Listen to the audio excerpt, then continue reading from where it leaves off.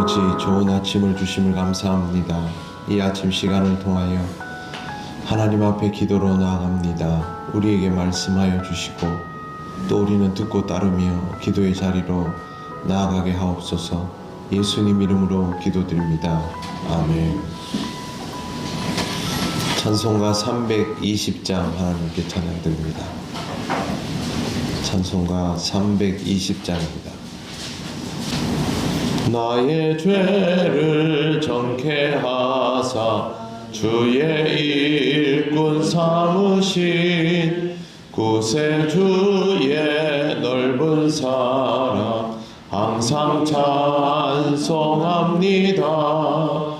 나를 일꾼 삼으신 주 크신 능력 주시고 언제든지 주 뜻대로 사용하여 주소서. 내게 부어 주시려고 은혜 예비하신 주 주의 은혜 채워주사 능력 있게 하소서. 나를 일꾼 삼으신 주 크신 능력 주시고 언제든지 주 뜻대로 사용하여 주소서.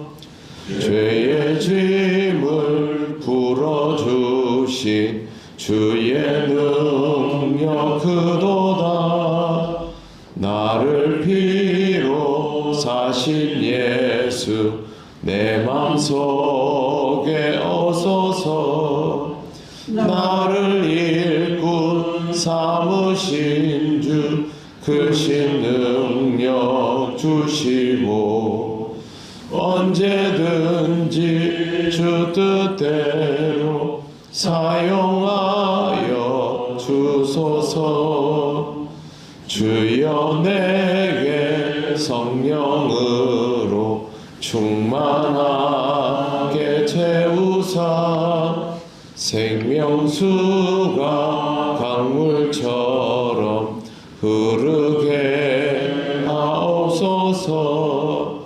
나를 일꾼 삼으신 주 크신 능력 주시고 언제든지 주 뜻대로 사용하여 주소서.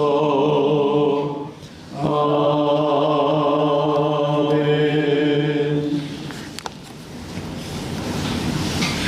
하나님 말씀 이사야 1장 18절부터 20절까지입니다. 구약 968쪽입니다. 18절부터 20절까지 다 같이 봉독하겠습니다. 여호와께서 말씀하시되 오라 우리가 서로 변론하자. 너희의 죄가 주홍 같을지라도 눈과 같이 희어질 것이요 진홍같이 붉을지라도 양털같이 희게 되리라. 너희가 즐겨 순종하며 땅의 아름다운 소산을 먹을 것이요 너희가 거절하여 배반하며 칼에 삼켜지리라. 여호와의 입의 말씀이니라. 아멘. 네, 오늘 본문은 우리 눈에 굉장히 익숙한 내용입니다. 하나님께서 스스로 변론을 요청하고 있습니다. 죄인된 백성들을 재판정에 부르셔서 정죄하고 처벌하는 것이 아니라 잘잘못을 따져 묻고 그리고 해법까지 제시하시는 방법을 자청하여 택하신 것입니다. 이것은 하나님의 목적이 징벌과 심판에 있는 것이 아니라 회복에 있음을, 또 관계성의 회복에 있음을 분명하게 드러내시는 것입니다. 주홍같이 붉을지라도 진홍같이 붉을지라도 이 말은 이 지방의 염색과 연관이 있습니다.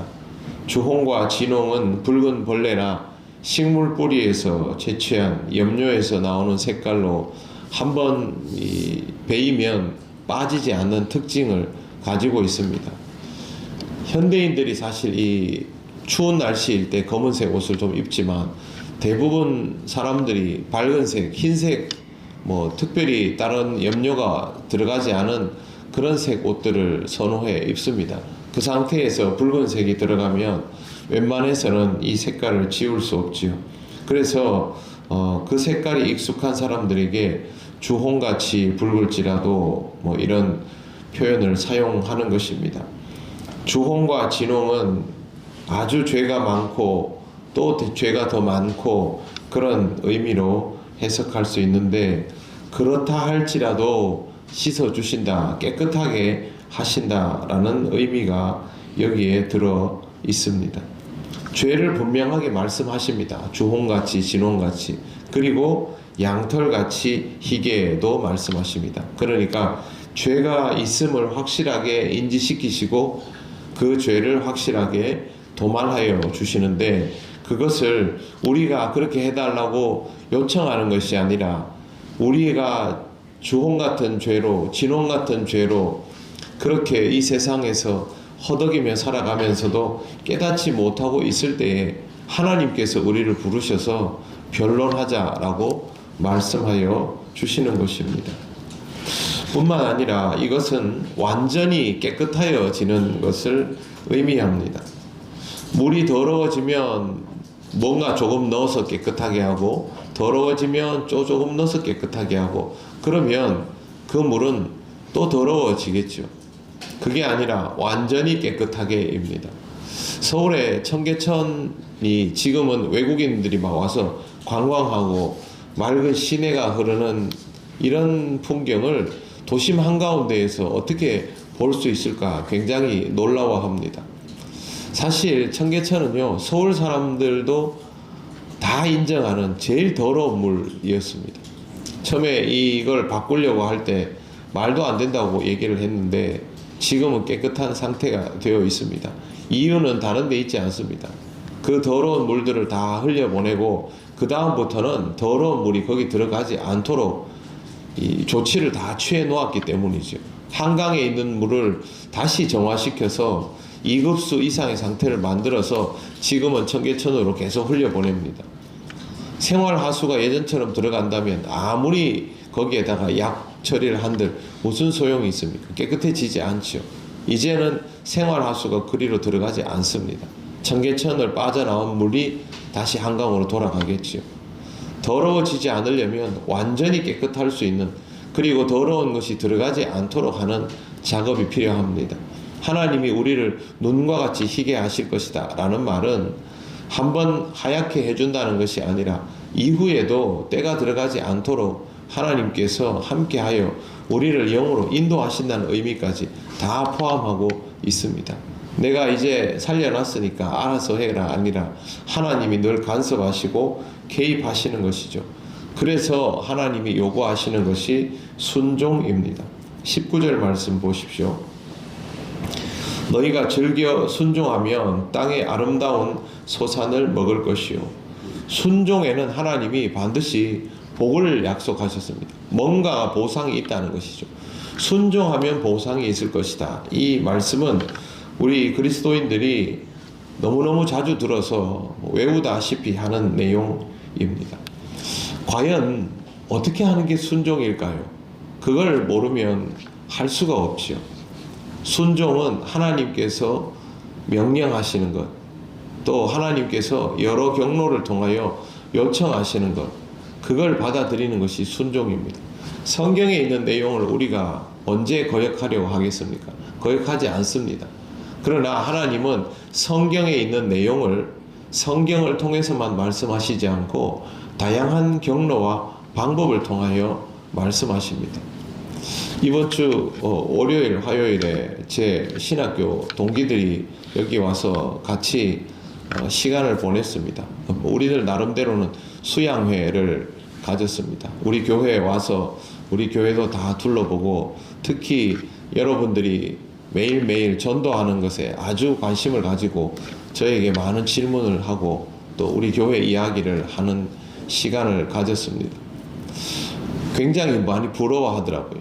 요즘 같은 시대에 교인들이 스스로 복음을 전하고 또 뭐 여러 가지 일들을 즐거운 마음으로 감당하는 그런 모습을 보기 힘든데 라면서 저한테 목회를 잘했네 라고 하길래 제가 속으로 웃었습니다.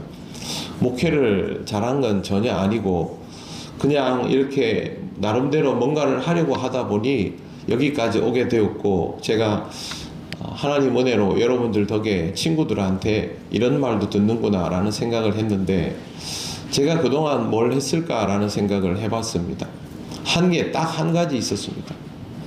제가 다른 건 몰라도 어떤 방식으로든 조금 더 신앙적일 수 있기 위하여 여러분이 저에게 요청하는 것들을 거절한 적은 없습니다. 제가 어떻게든 그거를 잘 못해도 해보려고 나름대로는 최선을 다했습니다.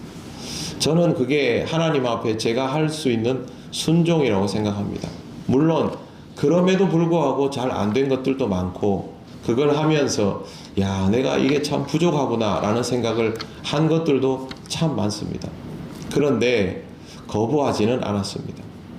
그거 하나는 제가 할 수 있었던 순종이라고 생각을 하고, 앞으로도 최선을 다해서 그래 보려고 노력합니다.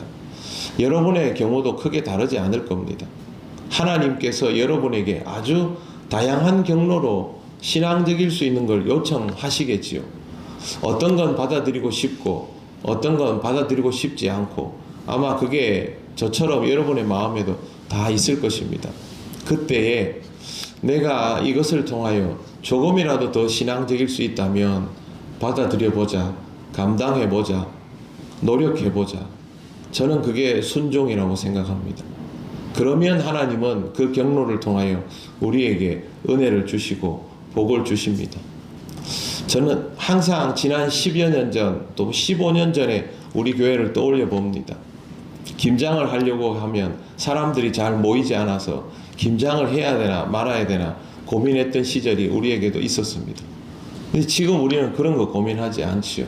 전도대회들이 즐거운 마음으로 이 추운 날씨에 매일 복음을 전하러 나가고, 그렇게 전도하고 와서 또 사진을 한 장 올리면 모든 사람들이 축복하고, 얼마나 좋은 일입니까? 우리의 삶 속에 이런 일들이 앞으로도 얼마든지 더 많이 일어날 수 있는 것이고, 여러분 개인의 일상에도 이런 일들이 얼마든지 번져나갈 수 있는 것입니다. 다른 사람들이 보기에는 그게 가치가 얼마나 있느냐 생각할 수도 있겠지만, 적어도 이것을 직접 체험하는 우리 교회 안에서는 너무도 귀하고 소중한 일이 되어가고 있습니다. 앞으로 이런 일들이 다양한 경로로 더 많이 일어나게 될 텐데요. 그때마다 우리 모두가 함께 하나님이 요구하시는 것에 대하여 거부하지 않고 감당하며 나갈 수 있다면, 오늘 말씀에 나와 있는 것처럼 땅의 아름다운 소산을 먹는 것 같은 영적인 결실을 경험하게 될 것입니다. 마지막 구절은 뭐 읽지 않아도 당연한 것이죠. 순종하면 복을 받고 순종하지 않으면 복을 받을 수 없습니다. 사랑하는 성도 여러분, 하나님의 음성에 귀 기울이시고 어떤 방식으로든 순종하며 살아가는 여러분들이 되시기를 바랍니다. 기도드리겠습니다. 하나님 아버지, 은혜를 감사합니다. 우리를 살리기 위하여 우리와 변론하시고 끝내 우리를 깨끗하게 하시며 깨끗함을 지켜주시기 위하여 우리에게 또한 순종을 요구하심을 감사드립니다. 순종함을 통하여 더 건강한 신앙으로 나아갈 수 있기를 원합니다. 하나님, 우리와 함께 하셔서 순종의 기쁨으로 땅의 아름다운 소산을 먹으며 하나님께 영광을 돌리는 우리 교회 모든 성도들이 되게 하여 주시옵소서. 오늘도 하나님의 은혜 가운데 살아갑니다. 그리스도인다운 삶을 감당하며 또 지키며 누리게 하여 주시옵소서.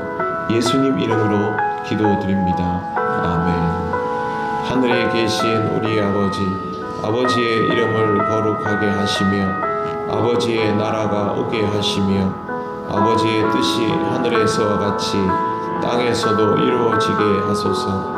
오늘 우리에게 일용할 양식을 주시고 우리가 우리에게 잘못한 사람을 용서하여 준 것 같이 우리 죄를 용서하여 주시고 우리를 시험에 빠지지 않게 하시고 악에서 구하소서.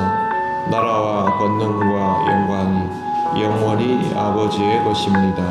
아멘.